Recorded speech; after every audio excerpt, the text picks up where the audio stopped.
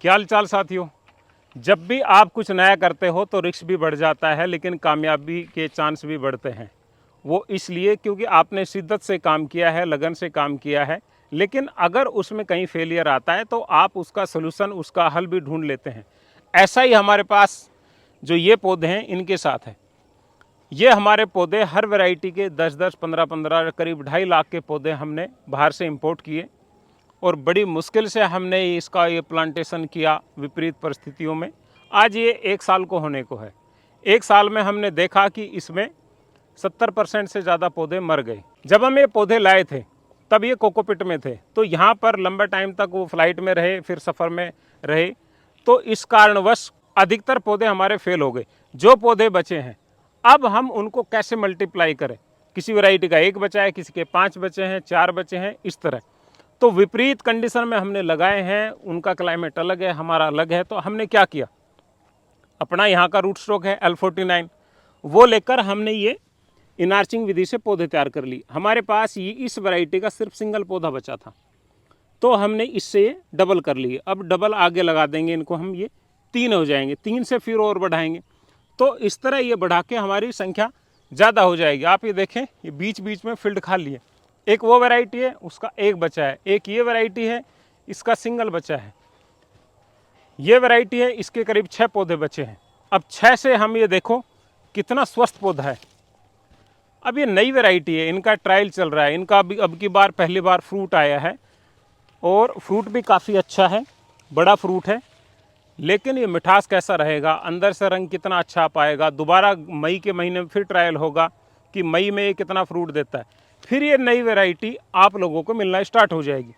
मेरा वीडियो बनाने का मकसद ये है कि अभी हमने इसमें ये नए नए जो पौधे हैं ये तैयार हो रहे हैं। ये देखो इसके पास, और इसमें फ्रूट भी आ रहा है। नज़दीक से देखेंगे तो हमारी इस नई वैरायटी पे ये फ्रूट आ रहा है।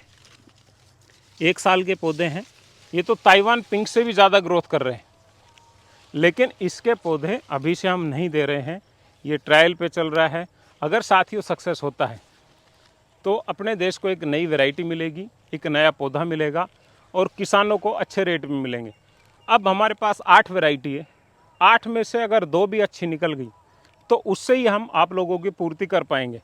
आप इन पौधों में देखेंगे तो सभी पे फ्रूट है, ये देखें। अब हमने इन फ्रूटों को बचाना है, आप लोगों को टेस्ट कराना है। टेस्ट के बाद फिर गर्मी में यानी कि 45, अब रेड डायमंड है साथियों, क्यों फेल हुआ, क्योंकि 45 डिग्री टेम्परेचर पे वो फ्रूट नहीं दे रहा, वो फूल गिरा रहा है।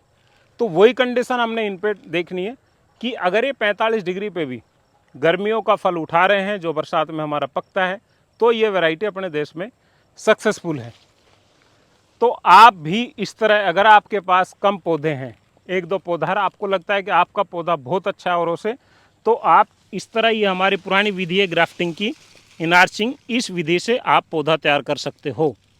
ये आप ध्यान रखिए। जैसे हमने ये हटा लिया और हमारा ये नया पौधा तैयार हो गया।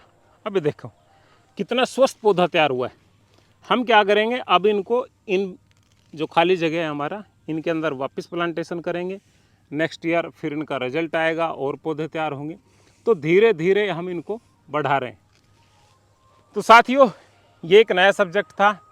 आप भी कभी कहीं किसी भी देश से, कोई सी भी अच्छी जगह से कोई भी पौधा लाते हो और अच्छा लग जाता है, तो आप भी इसको अच्छी तरह मल्टीप्लाई कर सकते हो और आगे पूरा बाग भी लगा सकते हो।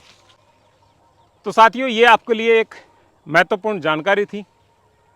धन्यवाद। जय हिंद।